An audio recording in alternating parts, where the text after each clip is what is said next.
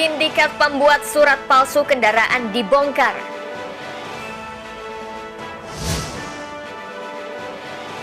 Sepeda motor hilang saat guru mengikuti Zoom meeting di sekolah.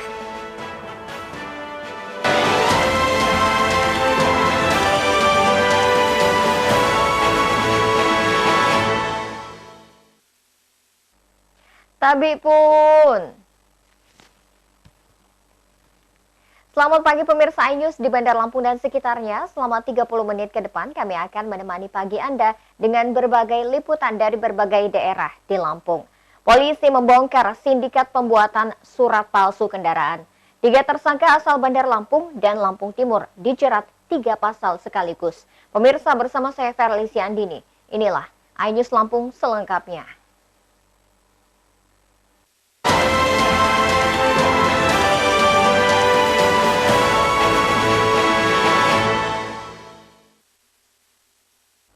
Tim TKP 308 Satreskrim Polresta Bandar Lampung membongkar sindikat pembuatan surat tanda nomor kendaraan dan buku kepemilikan kendaraan bermotor palsu asal Lampung Timur. Mirisnya, aksi kelompok ini dilakukan untuk melengkapi dokumen motor curian agar bisa dijual dengan harga tinggi.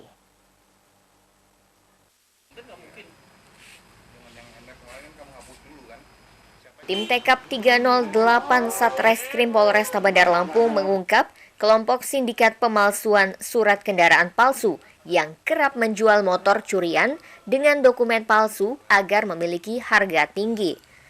Ketiga pelaku berinisial AB 22 tahun, AJ 37 tahun, dan JZ 66 tahun. AB dan AJ merupakan warga Jalan Adi Sucipto, Kebun Jeruk, Tanjung Karang Timur. Sedangkan JZ warga Adirejo, Jabung, Lampung Timur.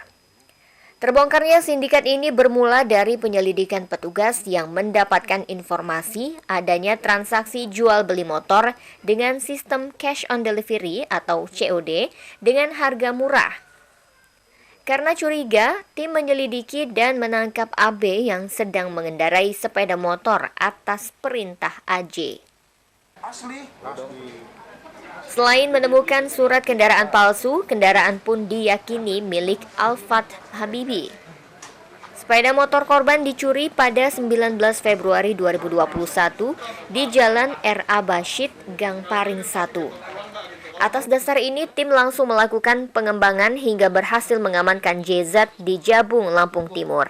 Selama ini, pelaku tindak pidana pencurian kendaraan bermotor, kita tidak pernah tahu kemana arahnya. Nah, dengan pengungkapan ini dapat dipastikan hampir seluruhnya pelaku atau kejadian yang ada di wilayah kota itu larinya ke Jabung, ke Lampung Timur. Karena di sana ada home industri untuk pembuatan surat bodong, ya baik BPKB maupun STNK bodong. Sehingga seperti yang saya sampaikan, kita akan koordinasi mendalam dengan Polsek dan Polres Lampung Timur untuk lebih mengungkap barang bukti kendaraan roda 2 terutama yang sudah diterbitkan surat-surat bodongnya. Kini ketiganya masih menjalani pemeriksaan petugas dan dikenakan 3 pasal sekaligus. Pasal 363 pencurian dengan pemberatan, pasal 480 tindak pidana penadahan barang curian, dan pasal 266 tindak pidana pemalsuan dokumen dengan ancaman hukuman 7 tahun penjara. Dari Bandar Lampung, Ruslan AS, iNews melaporkan. Salah satu tersangka, JZ, menjelaskan motif menggunakan surat palsu kendaraan bermotor. JZ mengaku menggunakan surat palsu kendaraan bermotor agar harga jual motor curian menjadi lebih tinggi.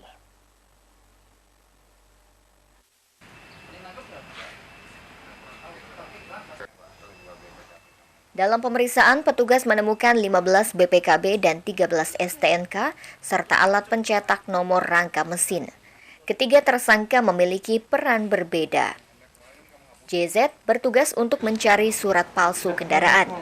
Ia mengakui membeli surat palsu ini dari seorang warga Bandung berinisial UB dengan harga 1 buah STNK atau BPKB seharga Rp250.000. Dirinya bisa menjual 750.000 per lembarnya, bahkan bila satu set keduanya, STNK dan BPKB palsu, bisa dijual hingga 1,5 juta. Dari pemeriksaan terungkap jika JZ telah menjual kendaraan dengan surat palsu sebanyak 10 kendaraan dengan surat palsu yang ia buat sendiri. Pesan dari online. Dari online. Apa aja ini pesan? BPKB berikut STNK. Berapa belinya, Pak? Juta setengah. Terus dijual? Jual lagi buat online ya bisa. Jualnya online lagi? Sama motornya, Pak? Motor dibikin STNK. Pesan di mana, Pak? Sama siapa namanya? Sama UB. Hah? UB. Orang mana itu, Pak? Ya orang putranya pakai inisial juga. Oh. Terus biasanya yang dibeli itu suratnya dari Lampung apa dari luar Lampung? Tergantung pesanan. Selama ini yang kita dapat suratnya wilayah mana? Umumnya Jakarta. Umumnya Jakarta ya? Terus yang dirubah apanya, Pak? Yang rubah ke seluruh alamat. Oh, semua ya? Menyesuaikan motor ya? Iya. Lebih 6 bulan. 6 bulan? 6 bulan ketahuan. Iya. Kini ketiganya masih menjalani pemeriksaan petugas dan dikenakan pasal 363 pencurian dengan pemberatan, pasal 480 tindak pidana penadahan barang curian, dan pasal 266 tindak pidana pemalsuan dokumen. Polisi masih mengembangkan kasus ini untuk mencari adanya tersangka baru. Dari Bandar Lampung, Ruslan AS, iNews melaporkan. Sementara itu pemirsa, data Kepolisian Kota Bandar Lampung menyebutkan angka pencurian sepeda motor tahun 2020 mencapai 2.336 kasus atau naik 31% dibanding tahun sebelumnya.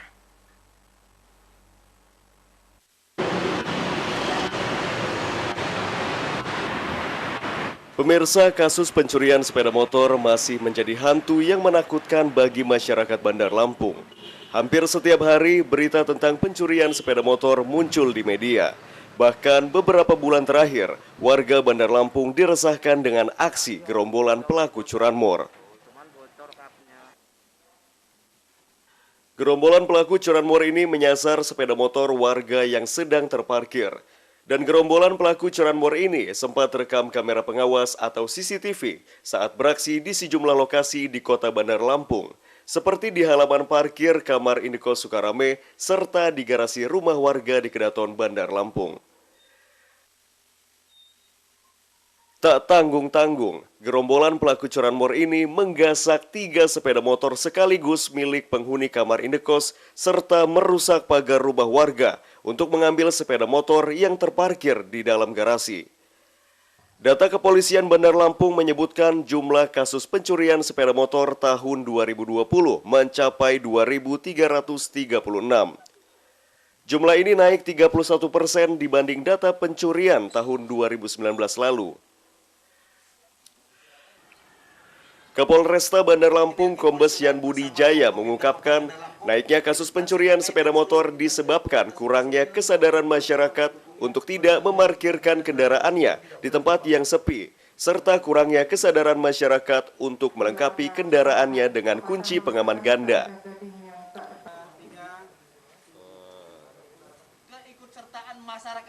Keikutsertaan masyarakat itu yang paling penting. Bagaimana kita mau sangat maksimal, tapi kalau yang punya motor sendiri kurang. Tapi bukannya berarti kami menyalahkan masyarakat, tidak. Tapi Polri dengan TNI juga dengan Pemkot itu selalu berusaha maksimal. Sehingga nanti kita gerakkan kerjasama seluruh stakeholder untuk antisipasi mulai dari preemptif, preventif sampai dengan represif untuk pengungkapan terutama kasus curanmor.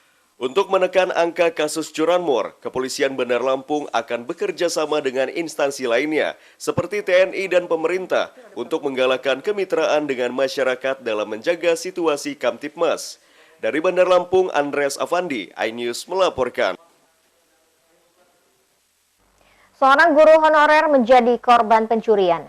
Motor Honda Beat miliknya yang terparkir di sekolah raib digondol pencuri. Peristiwa tersebut terjadi saat ia mengikuti Zoom meeting.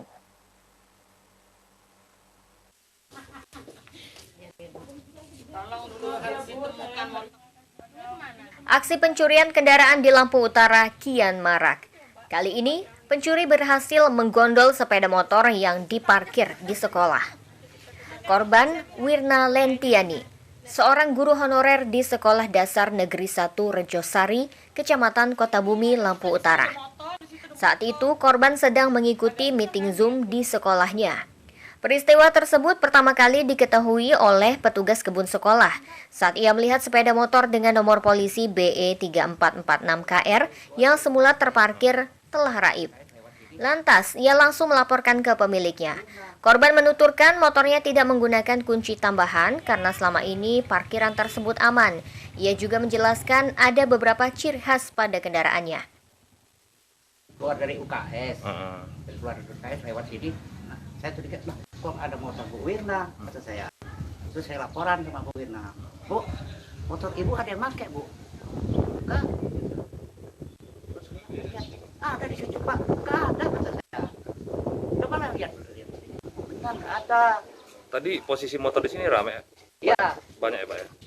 Sekitar jam berapa tadi? Kalau nggak salah yang laporan tuan kebunnya sekitar jam 10 dan nggak tahu persisnya jam berapa dia hilang. Motor apa gitu? Beat warna merah putih. Terus ada ciri khasnya di motor itu di bawah bumpernya itu tompel. Ada ciri lain nggak, stiker-stiker gitu? Ada stiker Honda di bagian depannya itu udah ke kelotek-kelotek. Pencurian ini telah dilaporkan ke Mapolres Lampung Utara. Korban berharap pelaku dapat segera tertangkap dan motornya dapat ditemukan. Dari Lampung Utara, Jimmy Irawan, iNews melaporkan. Pemirsa, setelah jeda pariwara berikut, kami kembali dengan informasi. Satgas COVID-19 menutup sementara belajar tatap muka di sekolah yang melanggar prokes. Tetaplah bersama kami.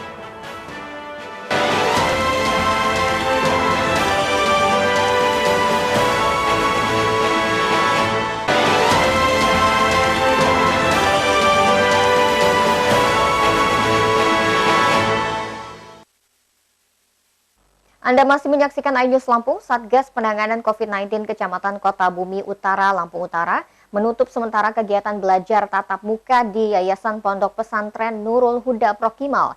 Penutupan proses belajar tatap muka dilakukan karena pihak sekolah tidak menaati protokol kesehatan.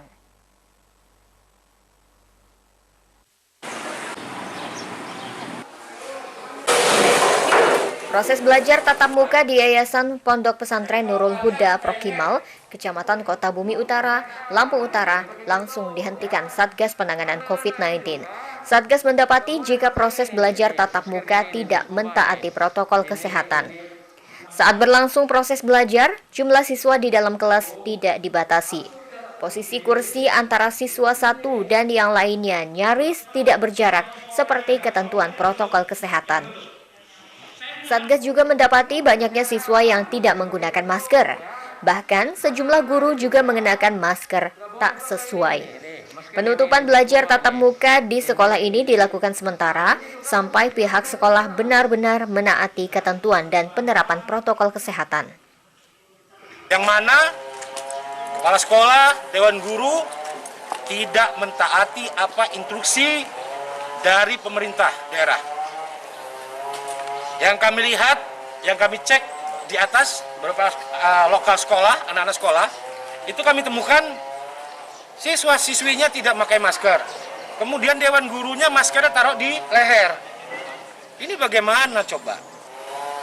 Jadi saya bersama dengan Pak Kapolsek dan Ibu Tika selaku Kapuskas merekomendasikan sekolah ini saya tutup hari ini. Saya tutup hari ini, saya kasih waktu sampai dengan hari Minggu. Untuk perlengkapan. Enggak apa-apa, untuk mempersiapkan diri aja, untuk melengkapi, enggak apa-apa. Sejauh ini kita belum menerapkan protokol kesehatan, Pak ya? Sudah sih, karena ini sudah siap, tiba-tiba nggak jadi masuk, siap nggak jadi masuk, mungkin sehingga ada yang mungkin belum terisi airnya barangkali saya juga belum ngecek ya. Tadi ada anak-anak juga yang nggak pakai masker, Pak. Jarak juga nggak diatur. Nah, kalau anak kan memang agak susah ya, tapi sudah diingatkan terus, namanya juga anak, tapi akan kami terus. Belajar tatap muka mulai diberlakukan di seluruh jenjang pendidikan, mulai dari PAUD hingga SMA di Lampung Utara. Saat ini, Lampung Utara masih berstatus zona oranye penyebaran COVID-19. Dalam pelaksanaannya, setiap sekolah diwajibkan menerapkan aturan yang telah ditentukan, yakni jumlah siswa dalam satu kelas dibagi menjadi 2 shift, sehingga antara siswa di dalam kelas jarak kursinya berjauhan. Dari Lampung Utara, Jimmy Irawan, iNews melaporkan.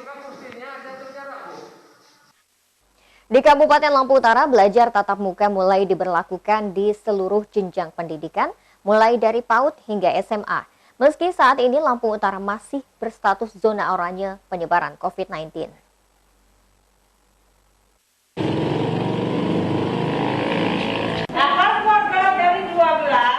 Setelah sempat tertunda, kegiatan belajar mengajar tatap muka di seluruh sekolah di Lampung Utara akhirnya mulai diberlakukan. Kebijakan pelaksanaan tatap muka ini didasari berbagai pertimbangan. Di antaranya untuk mewujudkan aspirasi para wali murid yang gelisah dengan proses belajar dalam jaringan atau daring. Dalam pelaksanaannya, setiap sekolah diwajibkan menerapkan aturan yang telah ditentukan, yakni jumlah siswa dalam satu kelas dibagi menjadi 2 shift, sehingga antara siswa di dalam kelas jarak kursinya berjauhan. Selain itu, jam belajar juga hanya berkisar 2 jam setiap shiftnya. Sesi pertama jam 7.30 sampai 9.15, jam 9.15 sampai jam 10.45. Adapun penambahan jam bila mana ada pelajaran yang belum terpenuhi sampai jam 12. Pemkab memutuskan untuk pelaksanaan belajar tatap muka setelah sebelumnya melakukan simulasi. Hasilnya, hampir seluruh sekolah di kabupaten ini siap menggelar belajar tatap muka. Jika nantinya ditemukan kasus terkonfirmasi COVID di sekolah, maka proses belajar tatap muka akan dihentikan.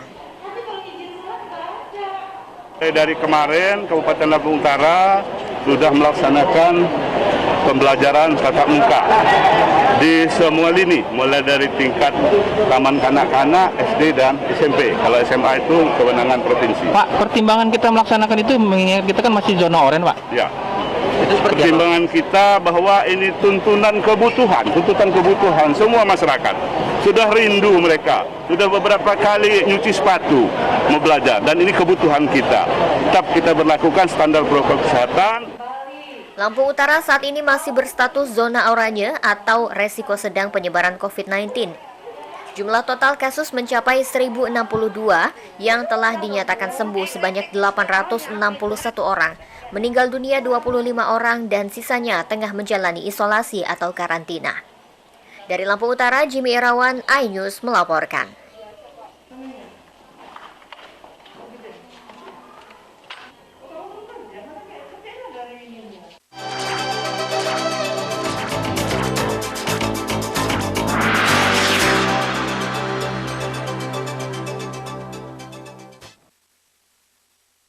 Wali Kota Bandar Lampung Eva Duyana beserta Wakil Wali Kota Dedi Amarullah mendapatkan suntik vaksin COVID-19 dosis pertama. Pelaksanaan vaksinasi berlangsung di halaman gedung pelayanan satu atap setempat. Pemberian vaksin ini juga diikuti sejumlah pejabat di lingkungan Pemkot Bandar Lampung, KPU, Bawaslu, dan jurnalis. Vaksinasi merupakan tahap kedua yang ditujukan bagi petugas pelayanan publik. Sebelum divaksin, Eva dan Dedi menjalankan pemeriksaan kesehatan. Setelah dipastikan dalam kondisi sehat, tim medis langsung menyuntikkan vaksin. Vaksinasi dilakukan secara bertahap sehingga seluruh masyarakat mendapatkannya. Kedua, mudah-mudahan tahap ketiga selanjutnya yang untuk masyarakat Kota Bandar Lampung kita doakan mudah-mudahan secepat mungkin kita mendapatkan tambahan vaksin untuk masyarakat Kota Bandar Lampung. Jadi Bunda berharap kepada seluruh masyarakat Kota Bandar Lampung jangan takut vaksin. Eva berharap tidak ada warga yang takut divaksin. Vaksinasi bertujuan untuk membentuk kekebalan komunitas di tengah pandemi COVID-19. Dari Bandar Lampung, Ruslan AS, iNews melaporkan. Pemirsa, setelah pesan-pesan berikut ini, kami kembali dengan informasi. Potensi budidaya burung puyuh yang menguntungkan di tengah pandemi. Sesaat lagi hanya di iNews Lampung.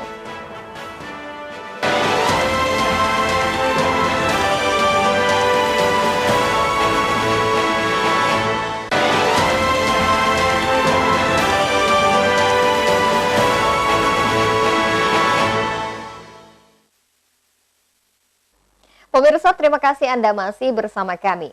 Pandemi COVID-19 terkadang membuat orang makin kreatif untuk bisa bangkit dari keterpurukan ekonomi. Salah satu yang peluang usaha yang kini banyak ditekuni warga adalah budidaya burung puyuh. Laporan tersebut mengakhiri iNews Lampung hari ini. Mewakili tim yang bertugas, saya Verlisi Andini undur diri.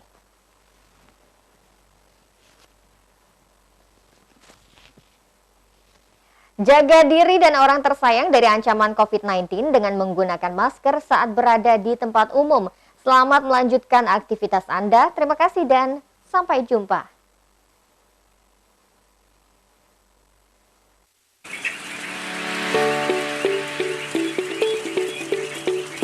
Beginilah suasana kandang burung puyuh milik Nur Hayati. Di tengah kondisi sulit seperti ini, dirinya memulai usaha sebagai pemasok telur puyuh sejak Februari 2020 lalu. Kini wanita asal Pekonwalur, Kecamatan Krui Selatan, pesisir barat mampu mendulang Rp840.000 per hari dari 2.400 ekor burung puyuh. Sehingga dalam 1 bulan, Nur Hayati mampu meraup omset mencapai Rp25 juta.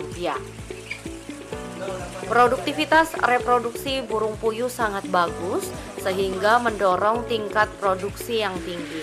Pada usia 45 hari, burung puyuh sudah mampu bereproduksi dengan tingkat produksi telur sebanyak 1 butir per hari. Begitupun di hari-hari selanjutnya. Burung puyuh yang berukuran kecil membuat biaya yang dikeluarkan oleh peternak tidak terlalu besar. 1 ekor puyuh dalam masa produksi telur hanya membutuhkan pakan sekitar 20-25 gram per hari. Kandang burung puyuh bisa disusun bertingkat sehingga bisa dibudidayakan di lahan yang sempit atau di pekarangan rumah. Namun keunikan dari unggas satu ini adalah cara perawatannya. Untuk merawat burung puyuh, suhu dalam ruangan harus terjaga dengan baik. Jika suhu tidak teratur, kinerja burung puyuh untuk menghasilkan telur akan terhambat. Itu pembuatan kandang, saluran air minum, terus kadang kalau cuaca nggak bagus ya, kalau dia terlalu panas dia pengaruh dengan suhu, dia terlalu tinggi. Kalau dia terlalu dingin ya pengaruh juga karena tingkat stres dari burungnya meningkat. Dalam 1 hari biasanya menghasilkan berapa butir telur? Rata-rata itu kalau saya hitung butiran enggak ya, tapi kita hitung itu kilo per kilo. Rata-rata 23 sampai 24 kilo per hari. Di masa pandemi saat ini, banyak pengusaha gulung tikar akibat daya beli konsumen yang rendah. Namun hal ini tidak bagi Nur Hayati. Penjualan telur puyuh miliknya langsung dibeli oleh distributor. Kalau untuk sekarang nggak masalah, karena justru permintaan itu semakin banyak kita mulai kewalahan untuk memenuhi. Biasanya didistribusikan untuk daerah mana saja? Kalau kita sekitaran Krui sama Ngambur. Jadi Ngambur itu ada 1 orang itu setiap minggu dia ngambil, tapi dia per minggu. Tapi dengan sekian gitu dia. Prospek bisnis puyuh sangat menjanjikan karena belum diisi oleh korporasi. Selain itu, biaya produksi puyuh jauh lebih ekonomis dibanding biaya produksi ternak, daging, dan telur ayam. Dari pesisir barat, Enrico Ngantung, iNews melaporkan.